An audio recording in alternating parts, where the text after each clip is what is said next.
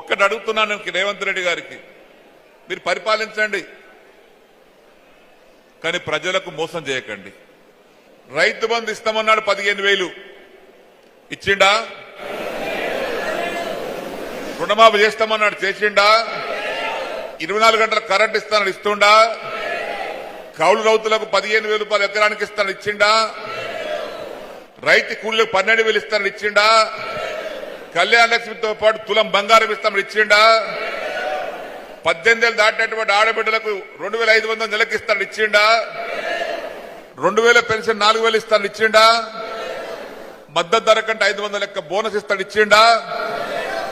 మరి ఏమి ఇయ్యనోనికి మనం ఏం చేద్దాం? ఇయ్యాలా మనం కూడా వాటి చేసి చూపాలి కదా. ఆయన ఏ నిబంధనకి మన జవాబు ఏముండాలి? ఓట్లతోటి దిమ్మ తిరగట్టట్టు ఉండాలి. ప్రజలను మోసం చేసి అబద్దాలు చెప్పేవాడికి దిమ్మ తిరగట్టట్టు ఉండాలి మన రిజల్ట్.